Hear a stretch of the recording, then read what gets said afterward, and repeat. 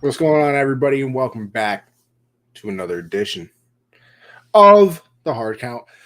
It's your boy, hosting as always, and this guy to my right, the star of the show, Mr. CJ James. How we doing there, brother? Oh, you're CJ, you're muted. What are we doing? Yeah, my bad. Yeah, the dirt bikes in East Harlem guys had to mute that a little bit for the audio people that listen after the show. But yeah, I'm doing well. Doing well. Good weekend. Copped the Madden. We're gonna dive into that a little bit. Give a little preview or review on that. Yeah, other than that, man, I've been great. How about yourself, man? Nothing to complain about. My last week of freedom. I start school next Monday. I exaggerate that. I literally have to take 2 classes. So, I mean, it's not like I actually, nothing crazy, but it's still school no matter what. Yeah, school next Monday, couple classes. I work the rest of the week at the Renegades. Their season is winding down. So, I'm hoping that they make the playoffs though, so I get a little extra, dinero in there. But we'll see how that goes. Just watching the final game of the Subway Series right now, and what's the score, man? They just tied it 2-2. Okay. Just tied it. So hopefully we squeak this one out.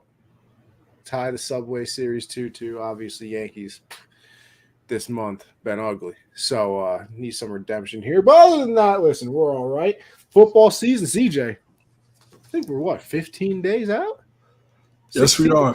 Yeah, 15 days from the Bills and the Rams. Thursday night football. Tirico and Collinsworth on the call. Here's a guy. Here's a guy, Collinsworth. So it should be a great game. Great game to kick off the season. As we said last week, we're going to kind of do a big preview show that Tuesday that week, and then also doing a watch party right here on the Hard Count on your favorite platform, YouTube, Facebook, Twitter, Twitch as well. Shout out my Twitch fam. So, yeah, if you want to watch the game with the kid, pull up, man. Let's chop it up, talk some football, get some live bets. Let's make some money and talk some ball. Yeah, looking forward to that for sure. Next week, I believe we're going to have Deepak on. Okay. Our USN doctor. I've been talking to him, see if he can break down some of the injuries that have gone on throughout training camp in the preseason so far. Have him on. We'll help you out with your fantasy draft if you're a last-minute fantasy drafter like I am. I refuse to draft in fantasy after the preseason's over. Refuse. All right? I ain't drafting before the preseason ends. All of a sudden, my number 1 overall pick, torn ACL, gone. What am I supposed to do? Yeah, you can't do that. You can't do that. So no. Although I will say, and I guess a little bit of a starting off point here. I think the preseason now is more useless than ever. And I think it's always been, besides when you go back to like the 90s and, the earlier days where, everything mattered all the time. I feel like it is absolutely pointless now. Everybody, and it's not even just me saying it, like you watch some of these shows out here all the time and they're just like, oh yeah, everybody pays attention to joint practices a lot more than the preseason. And it's like, so what are we doing then? Just have joint practices up until the season starts. Now, they are never going to do that because at the end of the day, preseason games still make the NFL money somehow. Because I think the Hall of Fame game got more ratings than like certain games of the NBA Finals, and it's just listen, for lack of a better word, it's crack. Yeah, the NFL is the crack of America. No, it definitely is number 1 reality TV show in the United States. No question about it. And preseason's not going anywhere because, like you said, it's money to be made.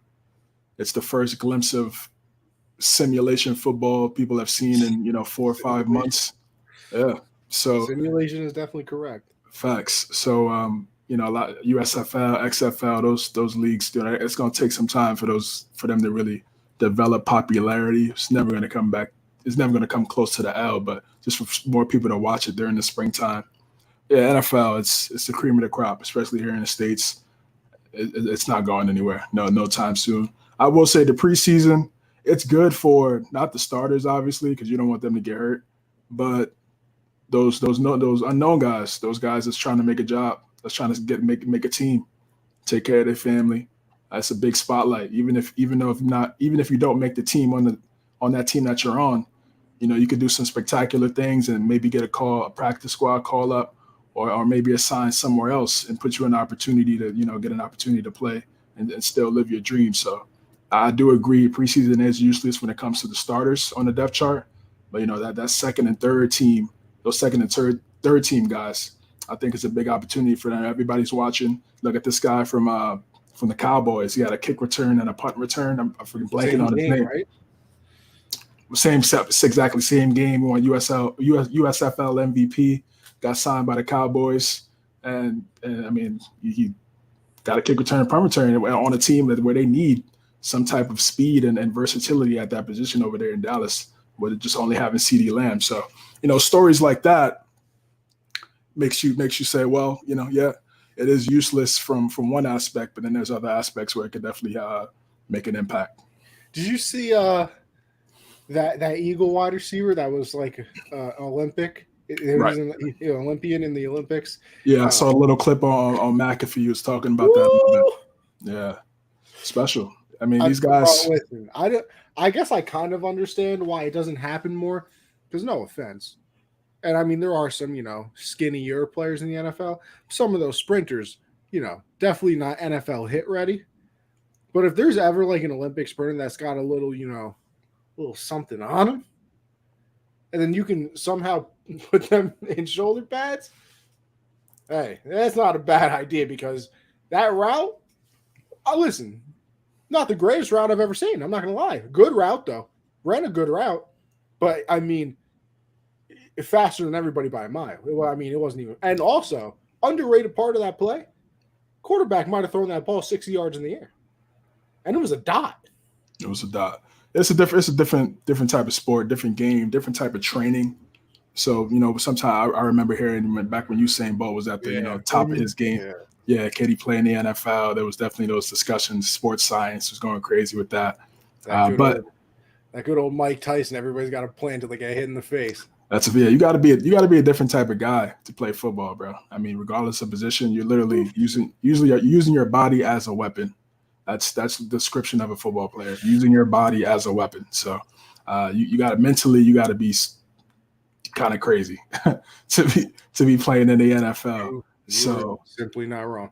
Facts. So it's credit to those guys, these Olympic guys. They feel like they could use their ability that they picked up in one field and try to bring it to another field and make a day for themselves. You look at a guy like Jordan Mailata, the Eagles left tackle or right tackle. Yeah, he was playing rugby, came in there. Howie Roseman, those guys picked him up.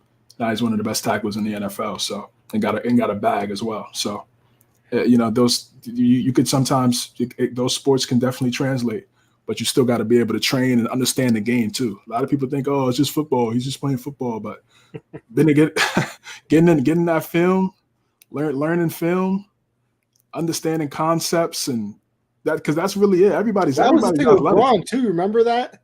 I mean, he was capping. He was capping though. No. But it was no. I mean, from people that it was like, oh, Gronk probably doesn't really watch film or anything like that. I'm like, bro, you really think this man became the GOAT? Which, by the way, I'll sit here and argue all day. I know Tony Gonzalez has the stats. GOAT. You think you see the hat? You gotta see the hat. So no argument. No argument here. But you think he got there just because he was that good? Like it was the same thing with Kyle. You really think he got to all the places he got without watching any type of film? I will say that was funny as hell from Kyle. He said, I'm kind of honored that you guys think I could do this without watching any film. I said, you know what, Kyle, you're right. Real quick though, I guess two things before we jump into the AFC South. How do you? Because listen, it went all over Twitter. It was kind of the media versus the players. Besides Emmanuel Acho, of the Kayvon Thibodeaux cut block from I believe it was Thaddeus Moss, right? Was it Thaddeus Moss? I'm not sure, but I actually have the play here for you guys, for the viewers. That was something I forgot to talk about in the game plan, bro. But I'm glad you mentioned it. Perfect transition. So here's the play. So, yeah, let me get your thoughts first. See where you're coming from with it. Listen, to me, I can understand why non-football or even football fans are kind of like, a little dirty play right there. But listen, this is where, you kind of got to, be able to use social media and, all of the things that we have to our advantage. Every single player who ever played in the NFL, like I said, besides Manuel Acho, apparently, is like, what are you guys talking about? Clean hit. And the thing that I don't understand about Emmanuel Acho's tweet too, as well, and some other people, he blindsided him, blah, blah. See, let me see if you can do something for me. Can you pause it like right there? The next time around, like right on the outside, right here. You're telling me he's not braced for that hit. You're telling me he's not bracing right now. Is that CJ? Am I stupid? Is that a blindside hit? Not at all. Not at all. I'm really glad that you're taking this stance, bro. I'm right here. I'm right there with you, bro. But yeah, go ahead. So like even right there, the main argument of it's a dirty play because he didn't see him coming. He's bracing for the hit. Since when do you brace for a hit you don't see? What do you just run around the field like this? So listen, for people that are like, it's dirty, it's that, I can see where you're coming from. But when you have people who played in the league, being like, obviously, like it's a cut block. And it's technically not even a cut block like everybody else is saying, because I think a cut block is a penalty now, or some version of a cut block is. Mm-hmm. So it's fine. Listen, does it suck because he's out for, I think they said 3 to 4 weeks now, little MCL sprain? Yeah, of course. Thankfully it was not the worst, right? Yeah, you don't want to see it. And of course, obviously, anytime somebody goes near a knee, everybody goes up in flames, which they should, because the knee, kind of important if you want to be able to play football. But no, fine play. The outcome sucks. Definitely unfortunate he got hurt, but thankfully it wasn't anything season ending for Thibodeaux. Definitely want to see him out there soon for the Giants. Highly touted draft pick for the New York Giants. Hopefully he could come back, get healthy, and still make an impact on that defense, on that front seven. Yeah, it's not a dirty play. It's not a dirty hit. You look at him right here. He's positioned poorly. When you know you're about to get chop blocked, you got to be square with the tight end, with the offensive lineman. You got to be square with those guys. You got to use your hands. He did not use his hands at all. His hands are on his hips. His hands are on his thighs. And but right here, I'm gonna play it. I'm gonna play it through. He comes in, he sees him, and like kind of just moves to the side and kind of just takes the hit a little bit. When he sees that guy, I feel like he sees right there. He sees right there. He kind of just squats down and like kind of takes the hit where he should have been like using his hands to push down the tight end so he won't get cut blocked like that. So teaching moment. It's not dirty. I just think we see a hit. We see something like this. We see the knee buckle. We see a guy go low and knees buckle, and people automatically assume it's a dirty play, but it's not a dirty play. Happens all the time in football. I know they're trying to take these type of plays or similar to them out of the game to make it safe. Even though, again, like I said, these guys use their bodies as weapons for a living. But like keeping the UFC safe, you can still get kneed in the face. Yeah, exactly, right. So it's not dirty, I think. And it was Thaddeus Moss. I looked it up. It was Thaddeus Moss. Oh, great. I'm glad he's getting an opportunity. I interrupted you again, but no, you're good. One of the things that annoys me about this too is like, people are. It's only because the name on his jersey that it's okay. What has Thaddeus Moss ever done for anybody? Yo, what people are saying because he's a Moss. I mean, it was like, would he even be in the opportunity to do it if he didn't have Moss on the back of his jersey? What has Thaddeus Moss done for anybody? This is the NFL. You could be Tom Brady Jr. Tom Brady could be playing at the age of 60. His kid could be 24, prime of his life. And if he threw 10 interceptions before he threw a touchdown, he'd be out of the league. So we're talking about the name on the back of the jersey. Nobody cares. Nobody. Not a soul. Yeah, that is most trying to make the team. I mean, it's not like he was this highly touted draft pick. I believe he got, I was just about to say that. I believe he got undrafted, got picked up by the Washington football team before they became the Commanders. And then he got picked up by the Bengals. Obviously, they won the national championship. He won the national championship with Joe Burrow and Chase. So I definitely, and they need a tight end. I mean, I know they got Hayden Hurst. They picked up Hayden Hurst in the offseason, but, this guy has chemistry with Joe. So maybe he could make a name for himself in Cincinnati. We'll see. But this play, I get it. It's a tough outcome for a fine play. Yeah, it is. And like I said, I'm glad it wasn't season ending for Thibodeaux. He could get back on the field and still ball out. Yeah, I got no play. Shout out to Beast Gaming. Showing up to this stream. Shout out my guy Keith. What's good, brother? Thank you for stopping by, bro. Another thing I wanted to talk about too is this was also circling around to UFC 278 was Dana White coming in on the Gronk cast, conversing with Gronk and the fam, talking about how Brady and Gronk were almost Las Vegas Raiders. Gonna play that clip for you guys right now.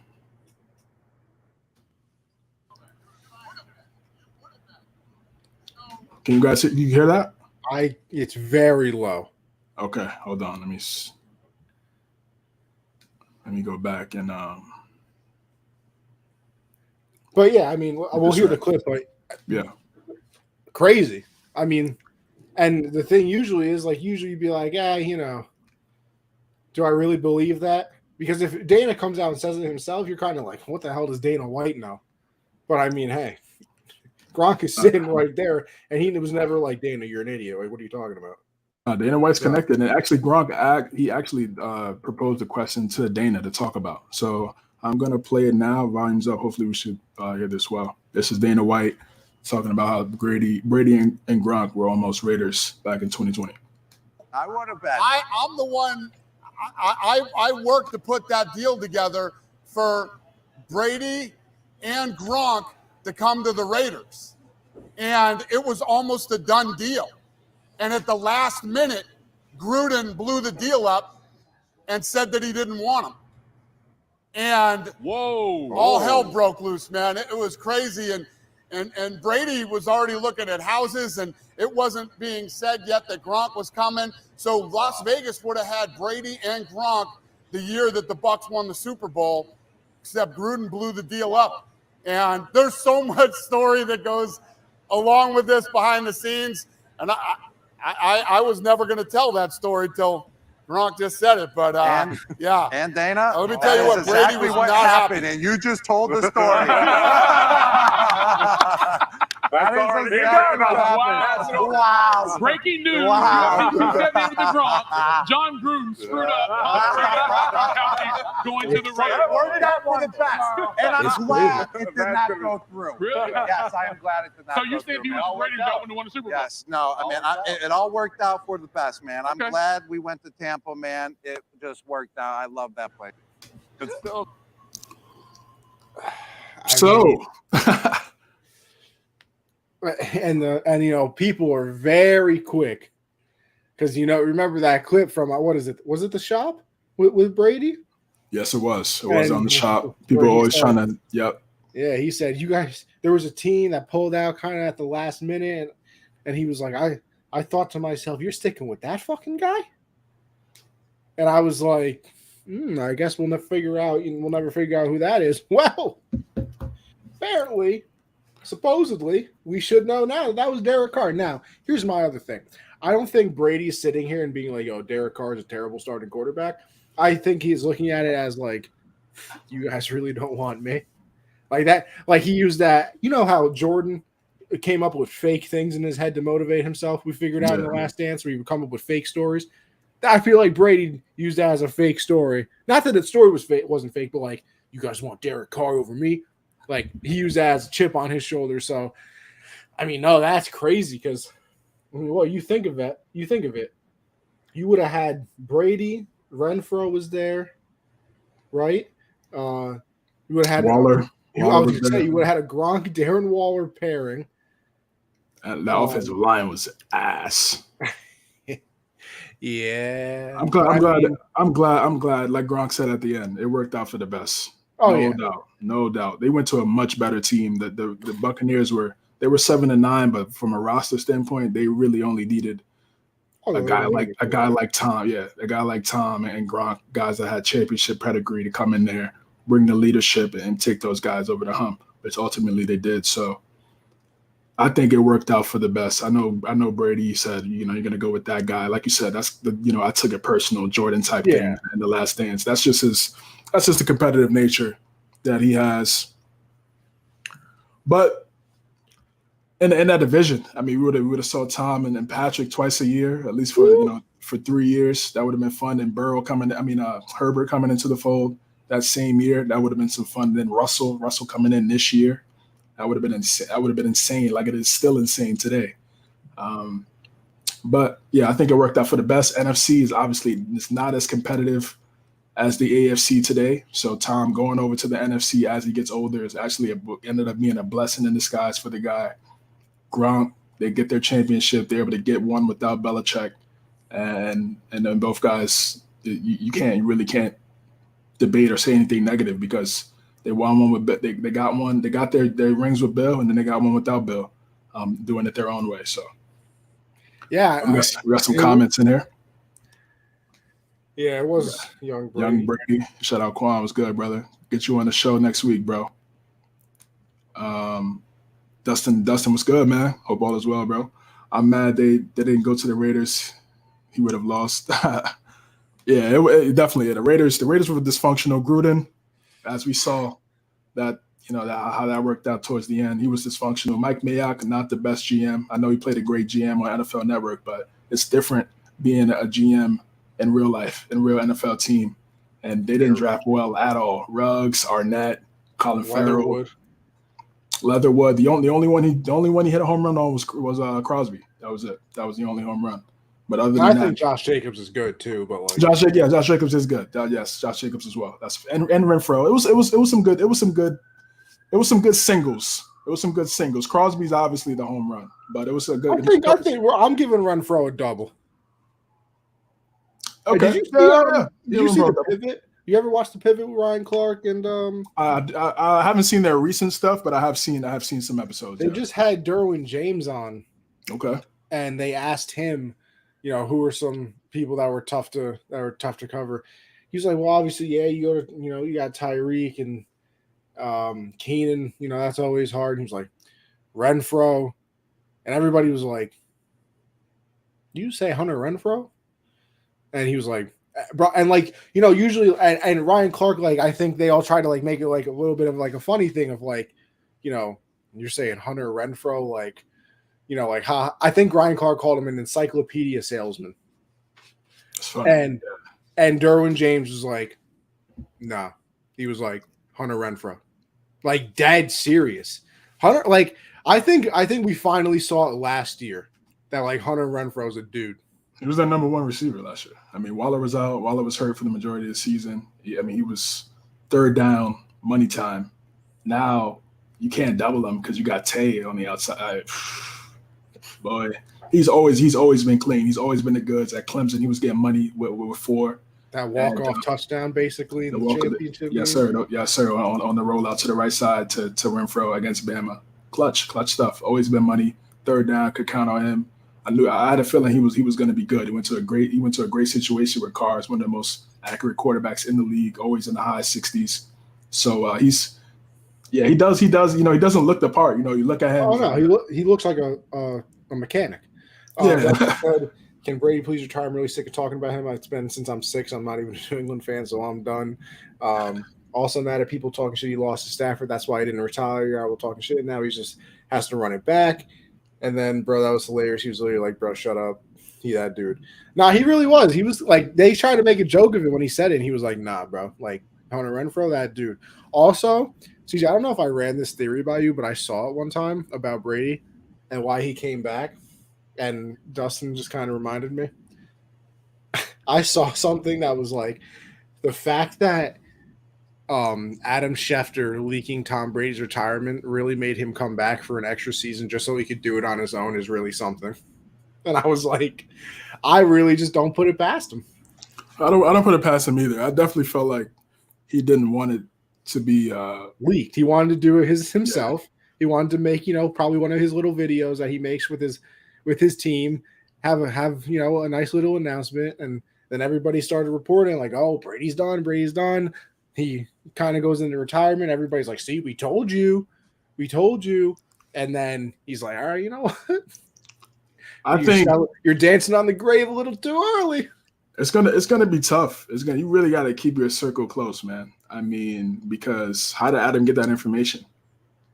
Think about it. How would Jeff Darlington and Adam Schefter, how did they get that information? You got to keep your circle close. You can't tell anybody.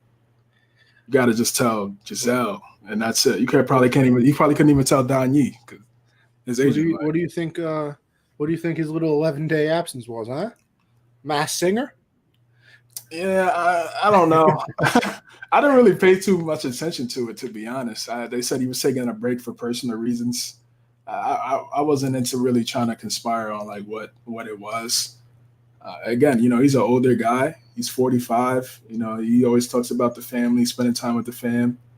Maybe he wanted to just get one vacation in before he locks in. I was going to say, maybe they booked that 11-day Carnival cruise, when he retired. And he was like, listen, I might be a multi-millionaire, but I ain't getting my money back, so we're going on the cruise. Yeah, something. It definitely could have been something like that. The only weird thing is, I will say, I have never seen like, and watching the McAfee show, I was really thinking about it too, because they were saying like he was on a private yacht with his family, and there were pictures of him on the private yacht. How the hell we lost this man for 11 days? Nobody found him. Nobody knew where he was. That's that CIA. Hey, he got a lot of bread, bro. If him and Giselle's not close to it, Billy, they're pretty close to it. So the fact that Giselle makes more money than him is still crazy. Yeah. So they supermodel runway back. Yeah, they got a lot of guap. So you could definitely go cast away for a little bit and not be seen. and hold it down. But yeah, that's what I think he was doing. I think he just wanted, again, because we know how this guy is. Once the season's in, he's locked in. He's all the way in. So he just wanted to spend time with the fam, lock in, and then September comes around. Now it's time to go. It's try to get number 8, which is it's insane to even say. Like, it's insane. Last thing, CJ, real quick. Yeah. You watch Hard Knocks? Actually, I missed the episode last week. Okay. Yeah, give us a little review on the episode. Yeah, I mean, it was a lot of the same. They focused in a little bit on a good old David Blau. Okay. They showed a little bit about him. Remember last year that clip of him went viral of like him and the team kind of rooting on his wife. That was David Blau. At the Olympic trial. I didn't even know who it was honestly until right then. But that it was him. Rooting on his wife, and so they dove into a little bit about that. They showed the preseason game, obviously the first preseason game. They ended up losing. I think the moment that everybody wanted, though. First of all, actually, let me say this before I go into like the moment of the show for me. Yo, this man Aiden Hutchinson, bro. Yo, I'm gonna need your sister's numbers.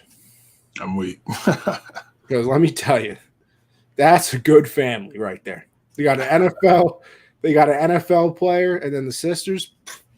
And listen, all I'm saying is, Mr. Hutchinson, you ever play the Jets, watch out, Zach Wilson. Because listen, just trying to be nice just trying to give out warnings.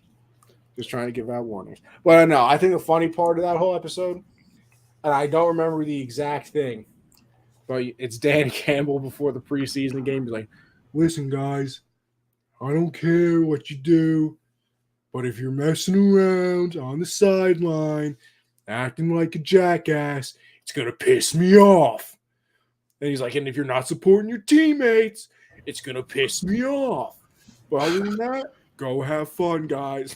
It's just, listen, if they did 60 minutes of Motor City. I'm there. Yeah, but I'm excited. CJ. This episode, joint practices should be in there against the Colts. I wonder if Pat sneaks in there because McAfee was live from Colts training camp when the Lions were there for one day. So He might get a. I wonder if Pat sneaks might get a in there. cameo. And then they won their preseason game. So we kind of saw the locker room after a loss. I want to see what the locker room looks like after a W. So I'm excited. I mean, episode comes out 30 or 27 minutes, but obviously you guys are going to stay here with us. Look at me in the eyes right now, people. You're staying here with us. Facts. Until the episode's over, then you can go watch, okay? Because that's what I'm going to do. But yeah, CJ, that's all. We got Dustin here. We got Dustin here to cut. Yeah, I'm gonna definitely catch up on the latest episode and last week's. We got Dustin with some comments. As much as I can't stand Brady, I'd be capping if I wasn't to get a photo and talking to him. I see Brady. But I would admit my disdain on a cruise. Hutchinson sisters are bad. Bad, bro. Nah, I've seen coaches run the team for acting like an idiot on the sidelines. Makes sense. Yeah, definitely. You gotta be professional, bro. Even though the games don't count, you still gotta be professional. Yeah, that's what he was saying. He was like, "All because you're not playing, you're out of your uniform, doesn't mean there's not people out there busting their ass trying to make the team." He's like, "Don't disrespect them." That's a fact. I agree with him. It's just he's such an enigma that it's like, yeah, it's funny. it is like, and also it's funny to me because, like I said, since I watch Pat so much, and they don't make fun of him, but like Ty, the dude who sits next to Boston Connor, always does like the Dan Campbell. Come on, man. Yeah, Ty's funny. Bro, he does a good Mel Kiper too. Oh my God, the the greatest clip possibly in the history of that show is when he's dressed up as Mel Kiper and the Packers drafted Jordan Love or something like that. Yep. And he just absolutely loses his mind. Crazy. It is one of the funniest things I think I've ever seen in my entire life. Yeah, I think that one definitely hit a couple mil. I remember that. That pretends to be Jay Glazer. Yep. Yeah, he's funny. He's funny. He's definitely one of the funny guys on there. They are. What a show. What a show it is. What a show. But all right, let's jump in to said AFC South. And we'll start it off with the Houston Texans. You see their record on the screen there for our listeners. A nice 4-13. Definitely not what you want, but I will say the kind of like I guess it was a surprise. And obviously he wasn't, the rookie of the year level or anything like that, but Davis Mills was not terrible last year. Like, Davis Mills was pretty solid. I'm going to try and look up the fact that when you type in Davis Mills, I was trying to look up his numbers, and the third thing you can look up for David Mills when you type in his name is neck. Davis Mills neck. Wicked. Man does have a long neck, so I mean, I guess, but interesting development. I mean, 26-62 or 26-64 passing yards, 16 touchdowns, 10 interceptions. Like I said, not the greatest season of all time, but for what I feel like people thought Davis Mills was going to be, and that is in 11 games too. He only started 11 games. For what I think people thought Davis Mills was going to be, I might have been above average of what they thought they were getting. Yeah, he definitely surprised people. I remember when he came out in the draft out of Stanford, they're saying it's a little raw. He needed some time. Definitely probably could have sat a year. That those were the talking points from the quote unquote experts, and he came in there, got his opportunity, even despite the circumstances, everything that happened with Watson and the season, and he made the most of it, man. Made the most of it. Played really well. Again, just being a Pats fan, I didn't watch too much of their games, but being a Pats fan, just going back to that game against New England and Houston. The game, he was pretty solid in that first half. Second half, I think Bill and those guys, schemed up some things that made it tough for him. And, New England was able to get the W, but he definitely showed something. Showed something that he had a lot of talent, and he's a big guy, athletic, can run a little bit, And they build around him. Get 5 guys up there that could protect him. Larry Tunsil's there, one of the best tackles in the league. But for the rest of that O-line to be able to protect him, I think he could be really good. He could be really good. I think they're like the Jets, like we talked about last week. They're a team where you just want to see steps. You want to see steps in the right direction. You want to see them being able to be competitive, and maybe win some games where they shouldn't. People may have thought they should have lost, like that. Remember last year, that Charger game, we talked about that, where they splacked the Chargers, put 40 piece. Yeah, they violated, put 40 on Los Angeles. Games like that. If they can do things like that, and then next year, they're like, okay, well now it's time for us to start, getting in this playoff conversation and start making some runs and winning, 8+ games. But I think this year, just learning who your guys are going to be going forward on both sides of the football. They got running back Dameon Pierce, should be really good. Brandon Cooks. People in the preseason, I know we just came off a conversation where we thought preseason's useless pretty much. I've seen a lot of people say that if they don't start Pierce, that they're not trying to win right away. Like, people are in love with this kid. It's a good player. Good player. Again, making the most out of the situation. Yeah, that's what I'm saying. That preseason can definitely help you out. And they got Brandon Cooks. The guy's just consistent. I don't know what to say, Mero. I mean, he's definitely the most underrated player in the league. The guy gets 1,000 yards every single year. Doesn't matter who the quarterback is. Breeze, Brady, Watson, Tyrod, Mills. He still gets a stack. So the guy's excellent. He was excellent at Oklahoma State when he won the Biletnikoff Award, and he's just continuing that trend here in the NFL. It's 28, still has a lot left in the tank. It's unfortunate. I wish you want to see him on a better team. I think he would get more praise and love. He got some love when he was in New England. Ultimately got hurt in the Super Bowl, so he really wasn't going to make that big of an impact. Like I feel like he was going to do. Malcolm Jacobs took him out the game, but he's the epitome of consistency, like you said. And definitely a great weapon to have for a young quarterback like Davis Mills. Yeah, I just looked it up. He's been in the league, looks like 8 years. 3 with the Rams. Yeah, right? No, wait. Yep, he's with the Rams. Yep. He started off with the Rams? He started off with the Saints. Saints, yep. Okay. Started off with the Saints 3 years. Went to New England for the year, then went to the Rams for the 2 years, then with Houston. I mean, all 1,000 yards every year besides his rookie year and in 2019. So he can play. Like, he can play. And I mean, solid touchdown numbers too for, what you would probably say an undersized player as well. 3 touchdowns his rookie year. He had 9, 8, 7, 5. Went down to 2 that 1 year with the Rams, and then 6 and 6. Like, 1,000 yards, you're getting me, 6, 7 touchdowns a year. I don't know many teams that aren't going to take that. Yeah, I mean, I don't know why he doesn't get, calls for some trades. I don't know. Maybe I don't know what his contract is right now. That's something I have to look at on Spot Track over the cap in the near future. But he should definitely. He has another really good season like he's had the last few years. He's definitely going to get a nice bag shortly. So yeah, he's a perfect guy for Davis Mills. And they got Pharaoh Brown at tight end. He has some talent out of Oregon. I remember watching him at Oregon, but really hasn't come all together in the NFL. But maybe he could come out and make some plays. On defense, they drafted Derek Stingley Jr. He was supposed to be the number 1 pick last year, and he was the preseason number 1 pick last year. Dropped to 4, so went from 1 to 4. Still got a nice bag there for the rook.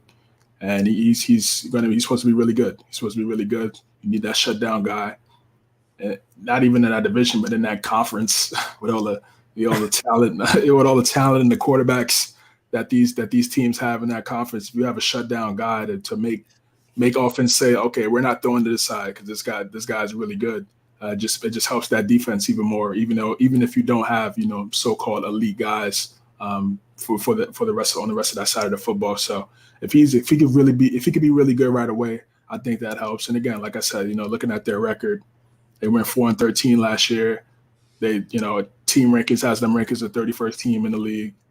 But I just think how they play, Lovie Smith coming in, experienced head coach, coached the team to the Super Bowl, coached the quarterback that really wasn't that good. And Rex Grossman took that team to the Super Bowl. That defense was amazing. Peanut Tillman, Briggs, and Erlacher, and those guys were amazing that year. Devin Hester, sensational. But Lovie Smith is a veteran head coach. He knows a lot of football. He's been around.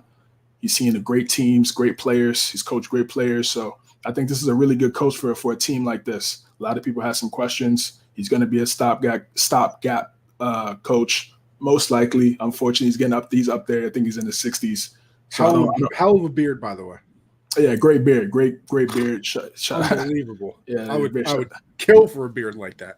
Beard gang. Yeah, he definitely has a solid beard, man. Really good beard. And like I said, I think this is the right coach for a young team like this to establish an identity, understand the importance of preparation. Even though you're being young, that doesn't mean you can be reckless. So again, baby steps in the right direction. They drafted John. Is it John Mechie? John Mechie, yes, the John Mechie III. Yeah, he obviously out for the year. I think he battled leukemia. Yes. So prayers out to my guy, of course.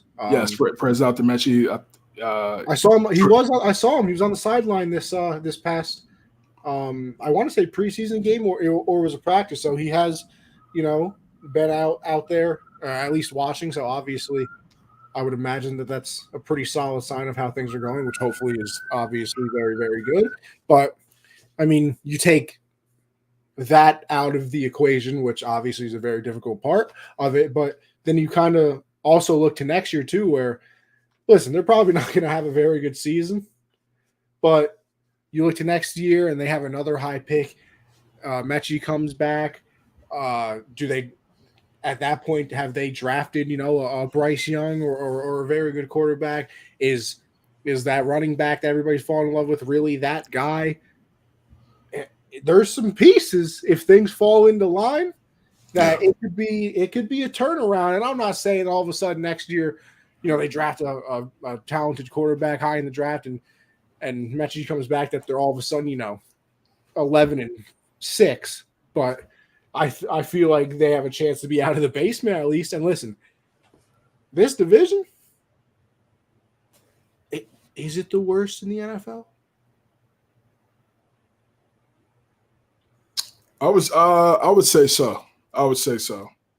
Because I mean, I feel like everybody, I feel like the easy answer recently has been the NFC East, but like at least you have the Cowboys who make the playoffs. The Eagles, a lot of people are high on this year. At least this year, people are high on the Eagles and the Cowboys. And then I think the Commanders could be like an 8-7-9 win team if everything goes right. Yeah, they have a really good roster. So I would say AFC South definitely, when ranking divisions, they'd probably be last year. So I mean, you got an opportunity if you can put some people together to go out and win a division, possibly. It's not the craziest thing in the world to say, oh look, we got some good players, maybe we can win this division. So I don't expect much from them this year. I mean, we kind of play the game of wins and losses, and then you kind of look at some games and say, oh, this should be a win. I feel like you can't really do that with the Texans. Like, if I was ranking their easiest games, though, I mean, you got the 2 versus Jacksonville, but some people think that they're going to improve. Chicago, they're just bad. Yeah, feel bad. But then other than that, I mean, maybe the Giants, but like there's not a lot of games on here that I'm like, oh yeah, that should be a win. But like you said, and like we've said recently too, maybe it's not all about wins. Sometimes it's just about those little improvements, because even for teams, like the Jets, or hell, you can go across not really across anywhere, the same stadium, in the Giants, and say, hey, we just want to see improvement from quarterbacks. So you probably just want an improvement from the team overall. And if maybe the record is the exact same, but all of a sudden you went from, 30th in scoring and you jumped up to 20, and you go from 30th in defense and you jump up to 22nd.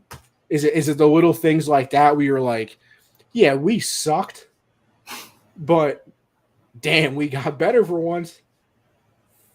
Exactly, and that's really all it is for these type of teams. I'm right there with you, bro, and that's all you want to see for these young squads. And I feel like, again, they got the right guy. I think they have the right guy at head coach for a team like this. And with NFL Plus, definitely may check out a couple games and see how they play. How is that NFL Plus? I haven't got it yet. I was gonna literally wait until like Saturday, the 10th of September, to cop it. So I could definitely lock in, so I don't have to. Because I'm trying to determine. I technically haven't. My Sunday ticket subscription is on auto renew.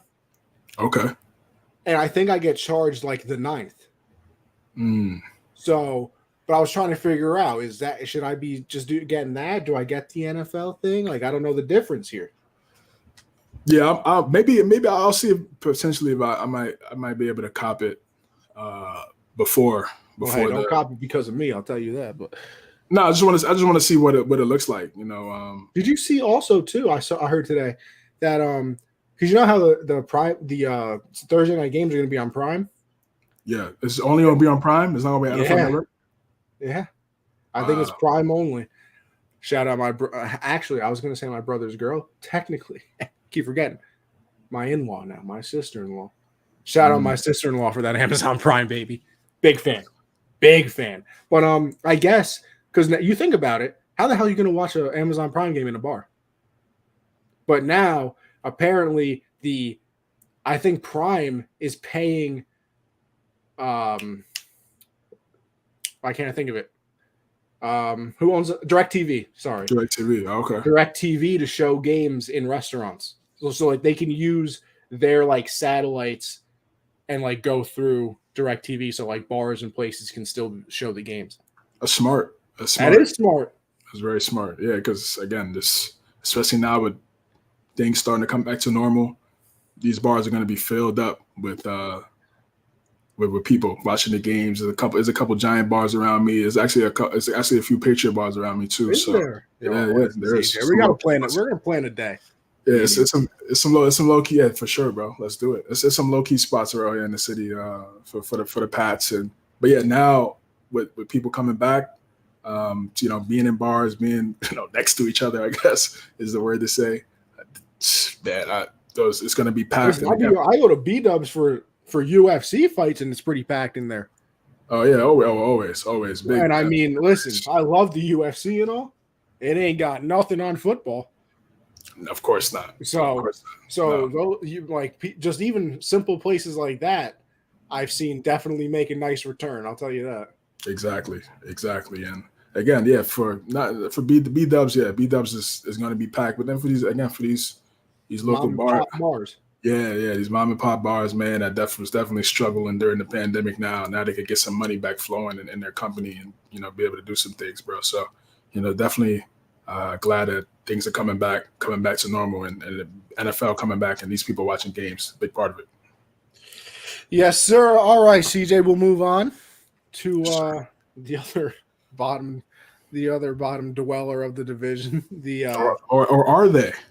Yeah, you're right. Of the Jacksonville Jaguars, 3-14 on the season last year. I believe, right? They had the number 1 overall pick this year. So Trayvon Walker. You literally cannot be any worse.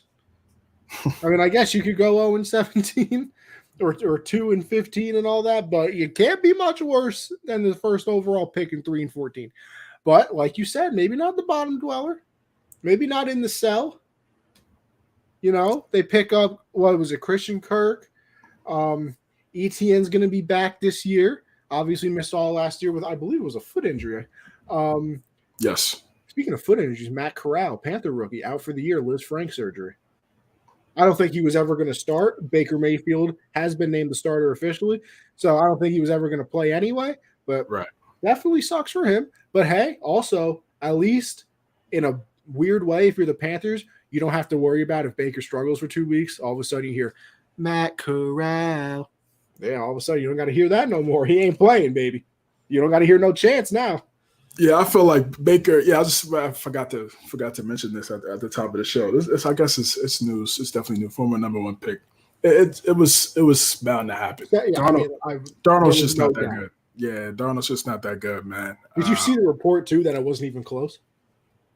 I'm not surprised. Darnold just. I'm only surprised. CJ, not even close. Baker only had the offensive playbook for 2 months. Sam Darnold should have been out there calling audibles and this and that. He should have been way ahead on the playbook. And at least you would think if you have that advantage, you should look somewhat better. It's not that dude. He's just not that dude. His accuracy has always been off. Footwork's choppy. His delivery's funky. Just not that guy. And he's also responsible for one of the great cold takes of all time. When he was drafted and Adam, no, not Adam. Who's the Dolphin head coach went to the Jets? Terrible. Adam Gase, yeah. Yeah, it was Adam Gase. Okay. Mm. Adam Gase got hired, and Colin Cowherd said, "Where can I order my AFC Championship tickets?" Yeah, shock value. That's all that is. I don't know. He's a big Sam guy. But anyway, listen, back to the Jags. Back to the Jags. Second year of Trevor Lawrence, obviously the god that everybody wants him to be, at least. That's what we were told. Right. There we go. He is supposed to be, it was the best one I've seen since Andrew Luck and John Elway coming out of the draft. And listen, if a rookie has a bad season, I feel like we crap on him a little too early. I'm sorry. To me, he's a rookie this year. Listen, I know it's not real and all that, but the fact that he had to deal with the worst head coach, and I don't think this is hyperbole. I don't think it's an exaggeration. The worst head coach in NFL history. In Urban Meyer. Not hyperbole. No. Had no talent on the team. And now he's coming into his second year. Doug Peterson led the Eagles to a Super Bowl, which we don't even talk about. They get Christian Kirk. With a quarterback that is on his third team. Yeah. Career backup, basically. Malcolm Butler didn't start. Trevor Lawrence, Christian Kirk, Laviska Shenault is there. Like I said, ETN going to have the full year. They draft Thibodeaux, not Thibodeaux, Jesus. Walker, yes. And listen, this is another team that we've just talked about. You're not making the playoffs. I highly doubt it, unless all of a sudden they turn into the Bengals somehow. But I mean, you want to see a 6-win here? You want to see you go from last in everything to, not dead last in everything? I think that there should be some improvement, and they've definitely surrounded him with some people that can play. So then this year, if you don't see some improvements from Trevor Lawrence, that's when you start getting into that conversation. Was he a guy?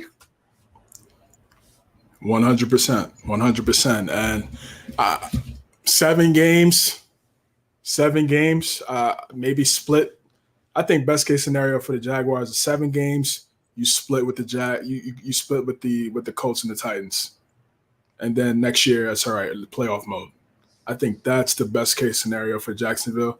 If Trevor Lawrence comes out and balls out, big second year leap, second year jump.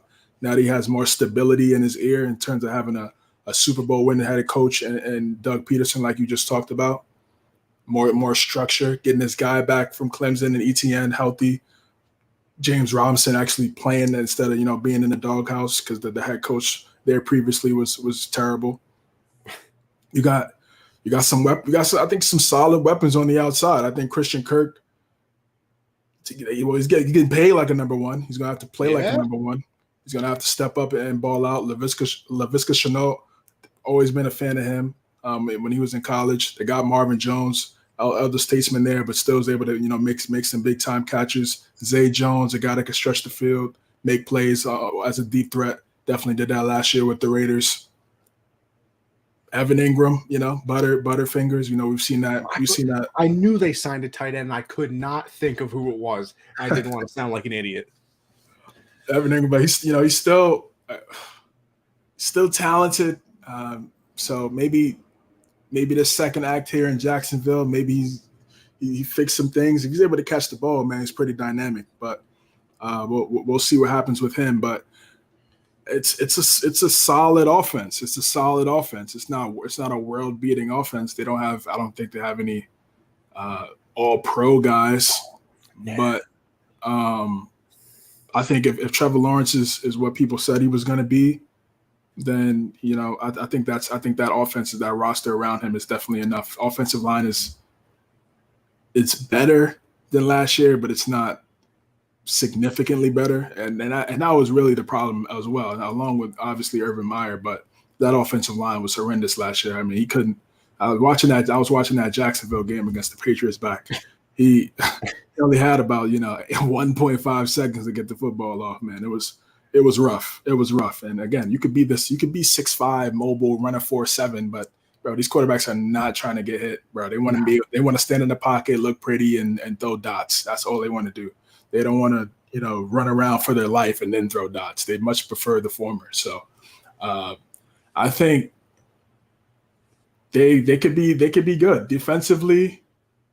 You got some young guys, Josh Allen on that defensive line, Shaquille Griffin at corner. They paid him. I think they paid him 2 years ago. He's supposed to be that number one guy on the outside for them.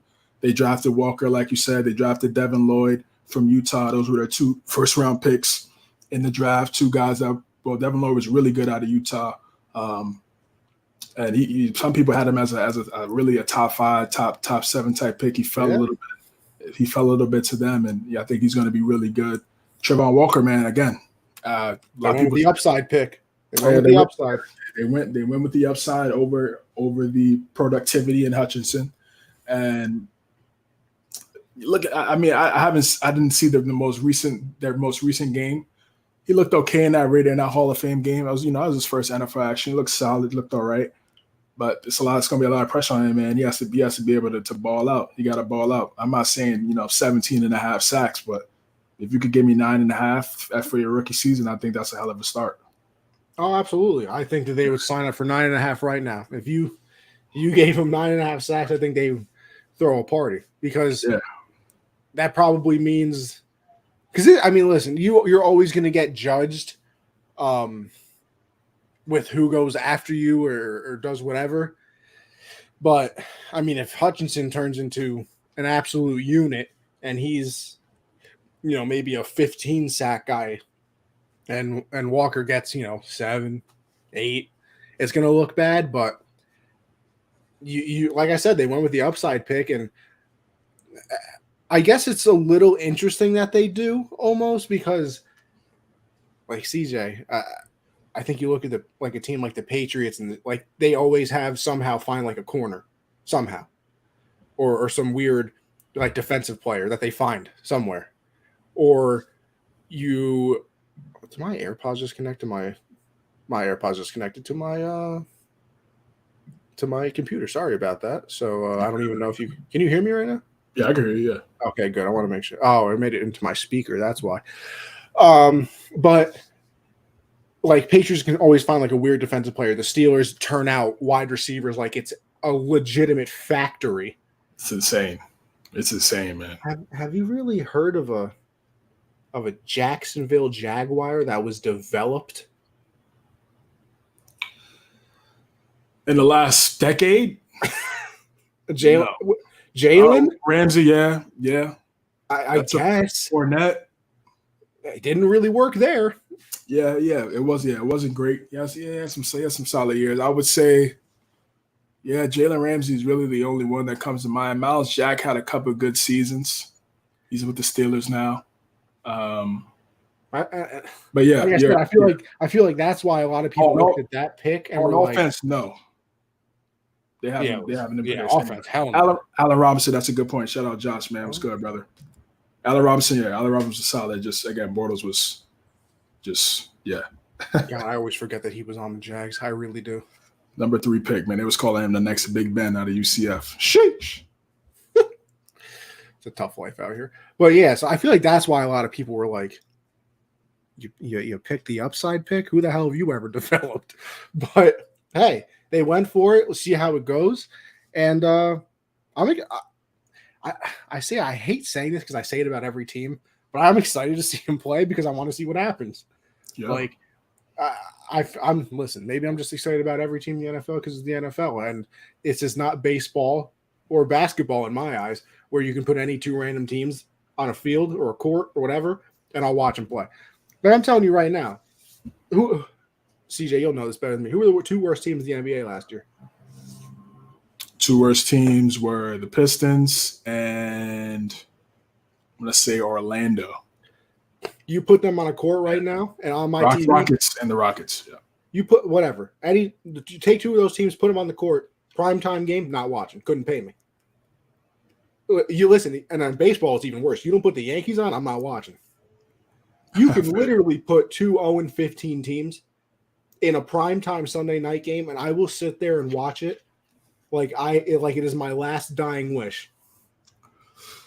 So yeah, for me, I ain't gonna lie. Some of them Thursday night games, man, when they be putting Jags. Oh no, don't get me wrong. There's Jags and Titans back in the day. Yo, I remember we had to do the sportscaster joint. I was like, man, I was sitting there watching Jags and Panthers with one arm cam. I'm like, nah, I'm not gonna hold you guys. I'm checking out that first half. Appreciate it.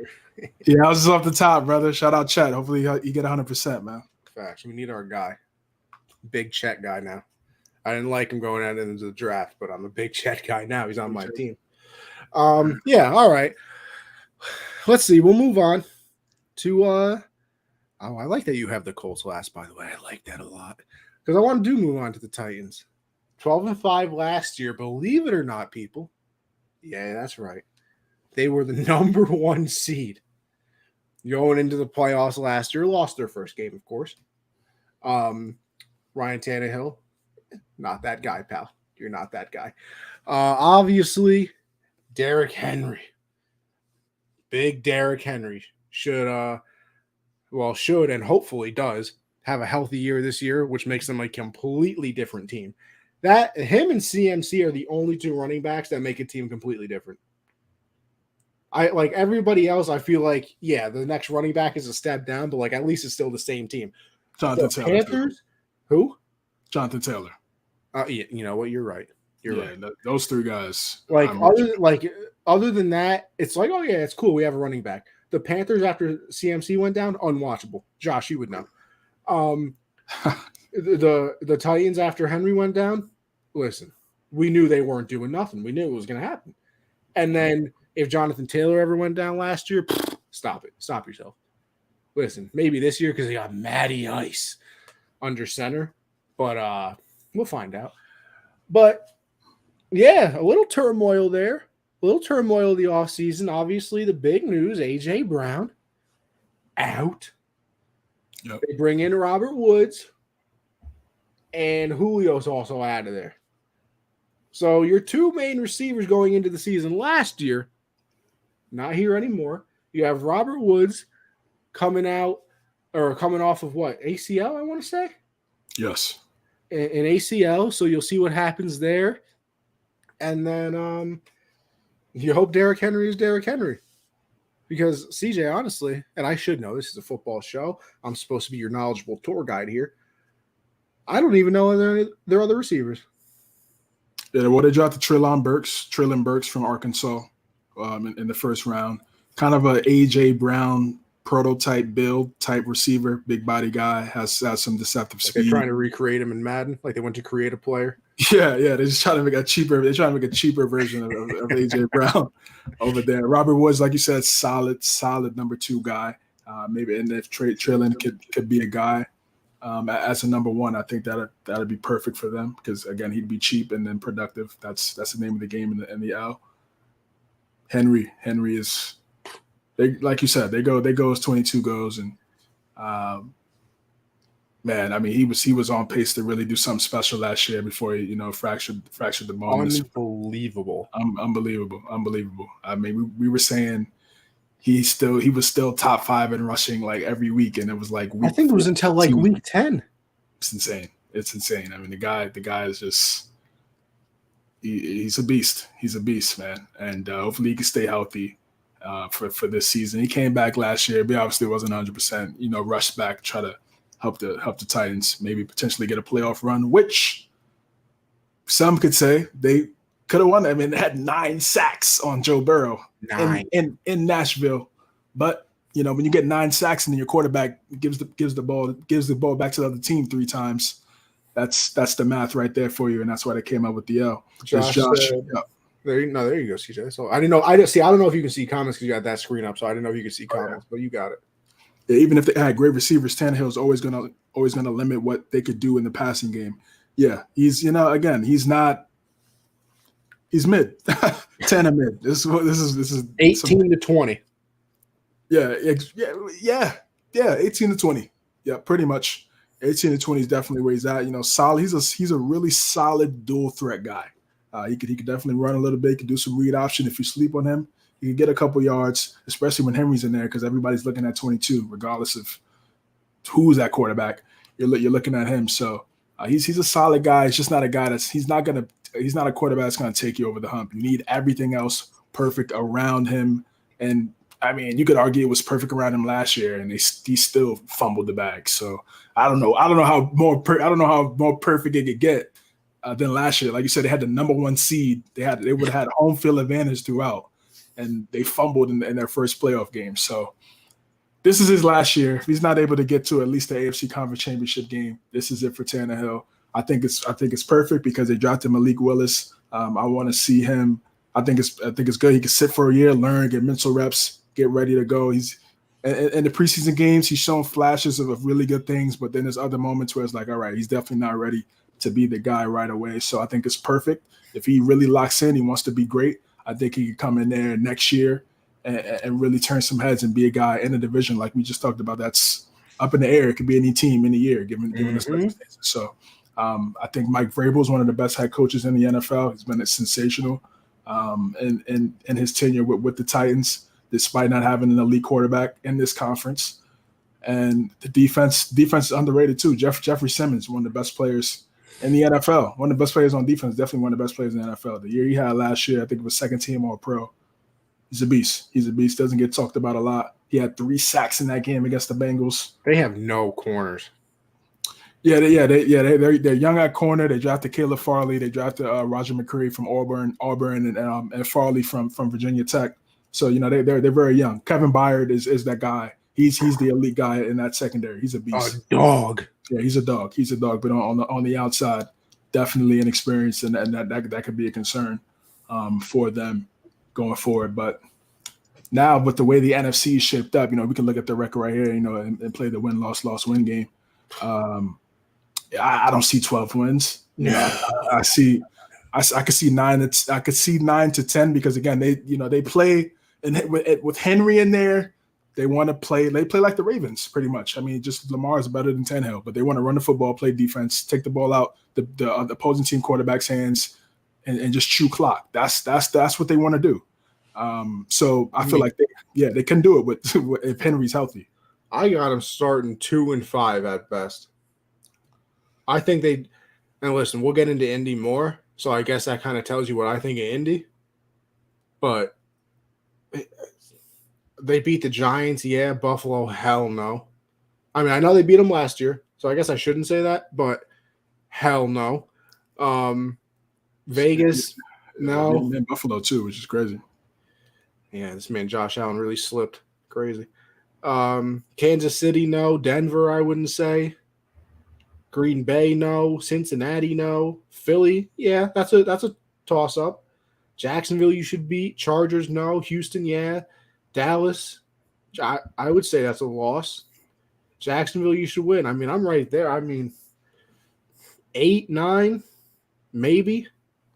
I think the winner of this division, 9 and 8 at best. See, you're not really. That's how you feel? Yeah, I think the winner of this division probably win maybe not a 10 max, but I don't see 12-5 like we saw last year from Tennessee. I think the Colts. I like the Colts a lot. Yeah, I like them too, but I don't see them winning more than 10 games. They went 9-8 last year, so I mean, and I think Ryan is definitely better. We'll get into that, but I just think that the winner of that division, because again, Texans. You can very easily sweep the Jags and Texans. Very easily, you could. Yeah, they could. But then it's like we don't know what we're going to get from Jacksonville. Jacksonville could really be a wild card type team, not wild card in terms of like. Yeah, no, I know what you mean. Yep. Yeah, like so they could be a team where you may sleep on, and they could be better than what we expect. And they beat the Colts last year, in crazy fashion. Games, honestly. Yeah, exactly. And remember, the Jags beat the Bills last year. So what I'm saying, like any given Sunday, man, is really alive and well. But wait, you meant Jacksonville beat the Colts. Jacksonville beat the Colts. Yeah. I thought you meant I was saying I think the Titans beat the Colts both times as well. So yeah, they did. So I think division that's what I'm saying. It's not great, but in it not being they play great, each other tough. Yeah, exactly. It's like that. It's like the NFC East. Yes. The NFC East. All of those games, they're beating the hell out of each other. Yep. Yeah, exactly. It's definitely like a AFC version of the NFC East for sure. And but yeah, Tennessee again until they get that guy at quarterback, they haven't found that guy since McNair. Yeah, that's we're going on 2 decades since then, really almost. So Mariota they had it with Vince Young.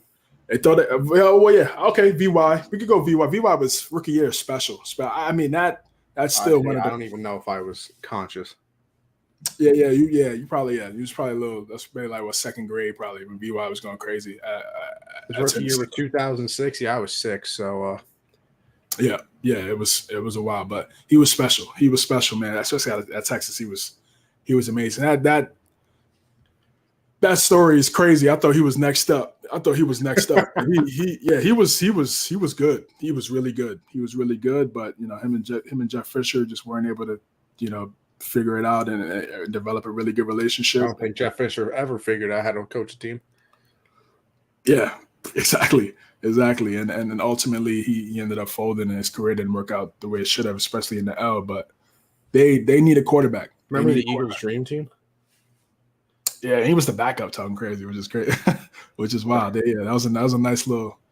It looked good. It's again on paper. On paper, God, was that team? I remember that year because for some reason, I think it was because of Madden, I loved Nnamdi Asomugha. Yeah, Nnamdi. Yeah, and I was like, "Yo, this dude is an absolute legend. He's about to just be a demon." And that team was terrible. Yeah, that story with LaShawn McCoy is so funny. Yeah, it is. He was we were all excited. It was the 3rd string tight end, and he absolutely beat him in that drill. And we were like, "Oh no!" Yeah, Nnamdi was a scheme corner. He wasn't he wasn't a generational type guy. He was good in a certain scheme. But yeah, Titans until they get the right quarterback, bro. Now, especially now with this how stacked this conference is, they're gonna need a guy. They're gonna need a guy because they right now. I mean, I guess you could say they have the second best quarterback just because we don't know what Trevor Lawrence is. But if Trevor Lawrence ends up being really good this year, 3rd quarterback in the division that we just said isn't really good. So they got to figure that out very soon. I mean, you think of all the quarterbacks in the conference. Where does Tannehill even rank? In the conference? He's not better than anybody in the North. He's not better than at least. I think he's better than Trubisky. Oh, you know what? You're right. I absolutely forgot about that. He was one of the potential options. Yeah. Better than Trubisky. Yep. He's not better than Josh. He's not better than. He's not better. I don't think he's better than Matt Ryan. No, not at all. Mac, not better. Yeah, I would take Mac. Yes, I would take Mac. Probably better than Zach and I don't know, him or Tua. Who are you taking? I would take Tua. I mean, listen, we're looking at the 11 rank at the moment in your own conference. Yeah, I mean, I would just take Tua because I think now. So what you're taking? The only people worse right now is Trubisky, Lawrence, and Davis Mills. That's right. 3 people in the conference. And Zach Wilson, 4. Zach Wilson, yeah. I mean, Jesus. I mean, again, and it's not because he's like, he's completely ass. It's just we've seen 1990 might be a dog.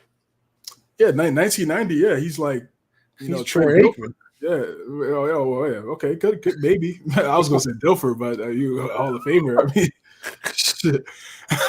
maybe could have been Troy, but 2022, he's Ryan Tannehill, man, and and like I said, he's had damn near close to perfect situations around him, and still wasn't able to get it done. Josh, I like Malik. He's going to be the future. He's got all the tools. Just needs a year to learn. Yeah, I'm with you, brother. I think he has to be able to excel in the pocket. Nah, CJ, he's ass. Yeah, no, I know. He's definitely ass, no doubt. Malik. He's going to have to excel in the pocket. He is, and again, and that's going to be the thing. You can run around, but Liberty is not the NFL, bro. It's not the NFL. The guys on the other side of the football, damn near almost as fast as you, if not faster. Didn't even know Liberty played football. So I'm saying. So it's like you gotta be able to win in the pocket. If you win in the pocket, you're gonna play for a long time. And only Liberty I know is the one that Sabrina and Ionescu play on. Right, there's no Liberty yet. So that's what I'm saying. So he's gonna learn. I'm a fan. He's very talented. He has the talent, but it's gonna come down what happens from the shoulders up, man. That's how he's gonna win. Shoulders up. If he's able to master that, he could be special. He's doing sidearm throws, throwing deep bombs. It's there, but to unlock it, he got to unlock that. He got to unlock the mental game. Well, let's unlock our thoughts on our final team, the Indianapolis Colts. Like I said, I might be a little higher than some people are on this team. Because listen, I was a big fan of Winston-Annapolis, and now Wensington, D.C., and Pennsylvania Avenue and all of those things. But I don't think anybody saw Jonathan Taylor coming like that. I mean, you want to talk about taking the league over. You had a lot of people, and rightly so, thinking he should have gotten more love for the MVP. The most valuable player, a lot of people thought could have been him. So that just tells you the year he had. I mean, you know how hard it is for a running back to try and win that? Well, the last one was Adrian Peterson? Yes, it was. Before that, I don't even know who. Let's say LT. Lenny Thompson. Yep. Why not? Sure. I think Matt Ryan changes some things. Michael Pittman, I think, is gonna have a huge year, especially because he's probably their only real target on the outside. If you could go back in time and get T.Y. Hilton of like 6 years ago and pair him up with Pittman, you would have a hell of a combo. But obviously, we have not invented time travel just yet. I think, and here's the thing, I think Matt Ryan just takes away all of the things that Carson Wentz messed up. Like, I don't think he has a game like Wentz did against the Jags, where he has a 4 QBR. So, my goodness, I'm not gonna lie, 10 to 12 wins. Matt Ryan's an actual quarterback. Listen, Commander Carson, I don't know why you disrespect. I don't know why Commander Carson's catching straight bullets here, but yeah, I think I'm right there in the 10 to 12 win category. I'm not gonna lie. I like the defense. Also, Josh alerted me yesterday that it's no longer Darius Leonard. It's Shaquille, I believe, right? I think. Oh, did he change? He fully changed his name? I think, yeah. It's technically his middle name I saw when I looked it up on his Wikipedia page. Shaquille Leonard, yep. So, Shaquille Leonard, Kenny Moore, dog last year. Yeah, he's good. DeForest Buckner. Now that's a defensive tackle. And you put Matt Ryan, who takes away some of the stupid mistakes. I like it. I like it a lot.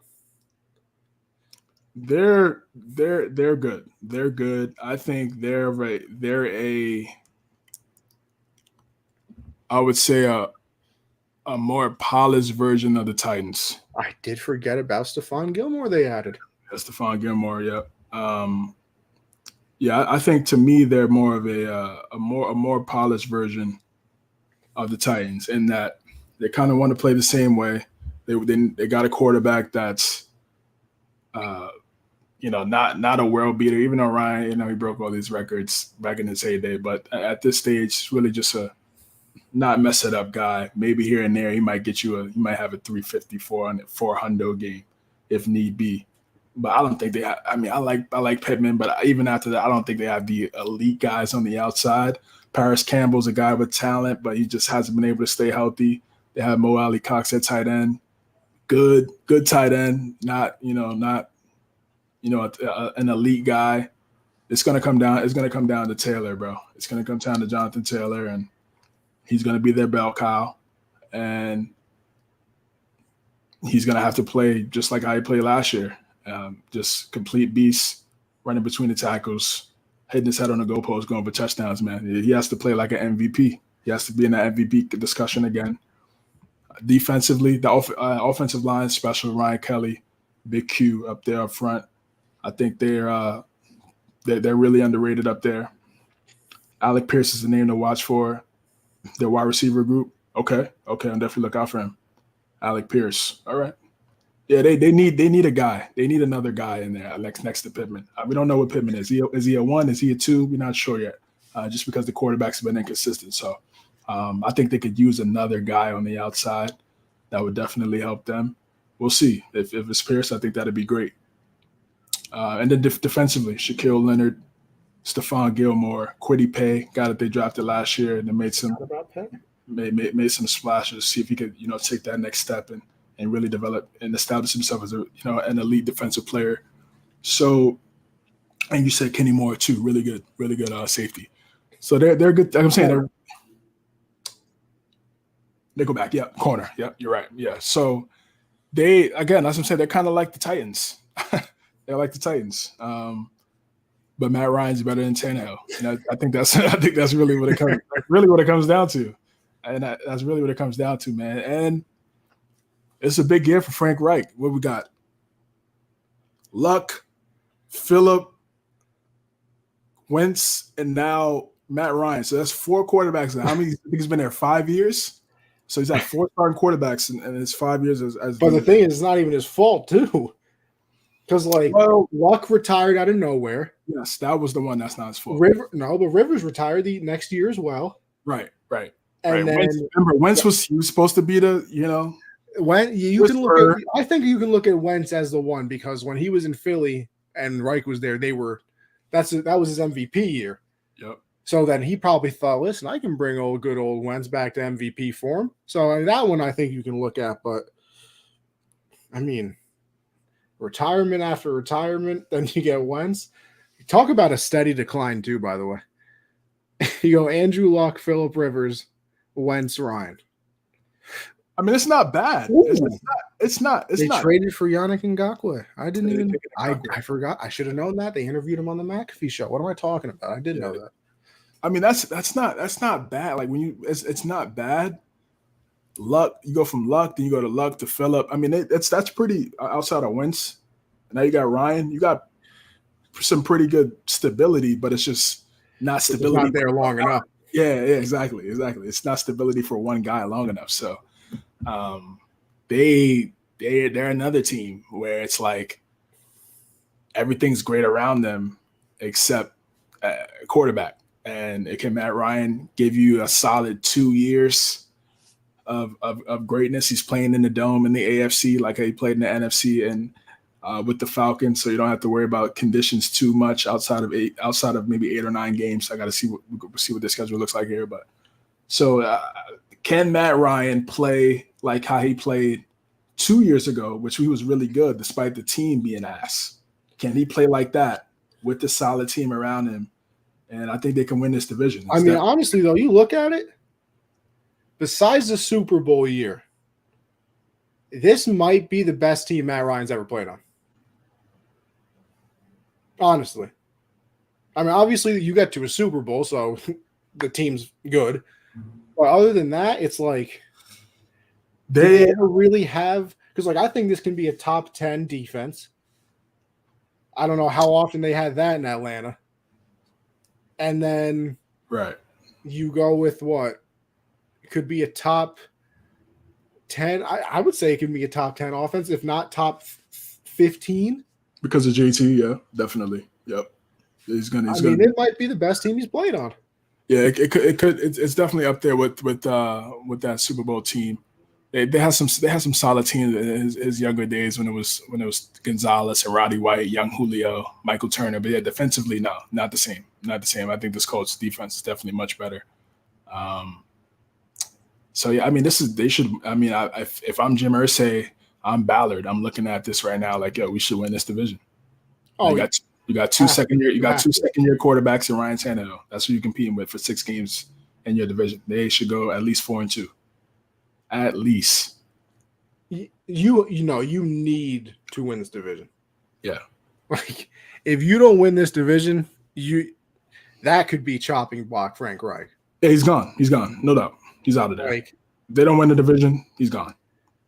Because now you're getting into, bro, we just gave you Matt Ryan. Like, you have the best running back in the league in people's eyes. We have a number 1 receiver. We have a very good defense. They had 8 Pro Bowlers last year. 8. And I think they missed the playoffs. Yeah, the way they folded last year was wow. Yeah. When they beat us, I thought they were gonna go up, and then they just trickled down. Yeah, they just trickled down, and that Jags game was definitely an ugly one. So yeah, this is it for Frank Reich, man. This is it.